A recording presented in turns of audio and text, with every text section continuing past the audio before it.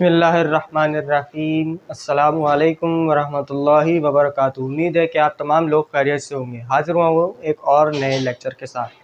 पिछले लेक्चर में जैसे कि आप लोगों को याद होगा कि हमने लेटर का फॉर्मेट समझा था। आज के इस लेक्चर में हम जो है एप्लीकेशन का फॉर्मेट समझेंगे कि किस तरीके से आप एप्लीकेशन को लिख सकते हैं एग्ज़ाम्स में, या आपकी कोई बिज़नेस के हवाले से एप्लीकेशन हो तो उसके लिए।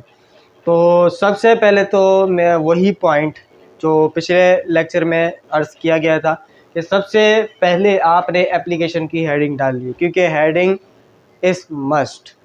तो सबसे पहले आपने एप्लीकेशन की हेडिंग डालनी है, फिर उसके बाद आपने उसको अंडरलाइन करना है ब्लैक या ब्लू कट मार्कर से। अगर आप ब्लैक से हेडिंग डाल रहे हैं, ये भी समझ लें, अगर आप ब्लैक से हेडिंग डाल रहे हैं तो आप ब्लू से अंडरलाइन करेंगे, और अगर आप ब्लू से हेडिंग डाल रहे हैं बिलफर्स्ट तो आप ब्लैक से अंडरलाइन करेंगे, लेकिन ब्लैक से ही ज़्यादातर हेडिंग डाली जाती है। उसके बाद ये जो रिसीवर इंफॉर्मेशन होती है, इसको हम रिसीवर इंफॉर्मेशन कहते हैं।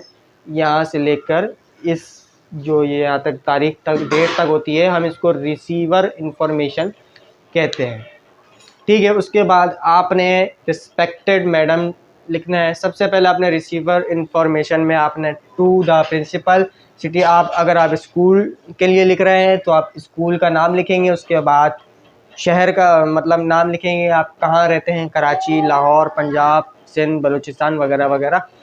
तो आपने अपने उसका नाम लिखना है। फिर उसके बाद आपने जो है डेट डालनी है, डेट क्योंकि इसमें मस्ट होती है, लेटर में भी एप्लीकेशन में भी।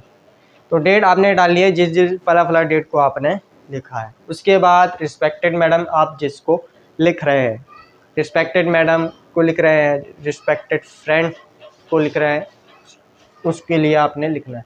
फिर ये जो मैंने डॉट डाले हैं, ये मकसद आपकी एप्लीकेशन की जो वो होती है इंफॉर्मेशन, मतलब आप कह सकते हैं आप क्यों लिख रहे हैं, आपका क्या मकसद है लिखने का, तो वो आप यहाँ पर लिखेंगे। फिर उसके बाद आपने थैंक्स से ही अपनी एप्लीकेशन को जो है वो एंडिंग करना है। तो ये आप उनकी जो अर्जी तौर पर शुक्रिया है, आप ये कह सकते हैं कि आप उनका शुक्रिया अदा कर रहे हैं थैंक्स के ज़रिए कि I shall be very thankful to you, मैं आपका शुक्रगुजार होऊंगा। फिर उसके बाद आप योर ओबीडियंट योर ओबीडियंटली। उसके बाद आप जो आपका नाम है, जैसे कि बिलफर्ज अभी मैंने यहाँ पर अपना नाम लिखा है, तो आप अपना नाम डालेंगे मेरे नाम के बजाय। जो आप लिख रहे हैं आसिम हो, काशिफ हो और सलमान हो वगैरह वगैरह। तो सबसे समझने की बात यह है कि एप्लीकेशन आपने लिखनी किस तरीके से। तो सबसे पहले रिसीवर इंफॉर्मेशन, फिर उसके बाद respected madam, respected teacher, respected friend, respected father, respected mother, anyways.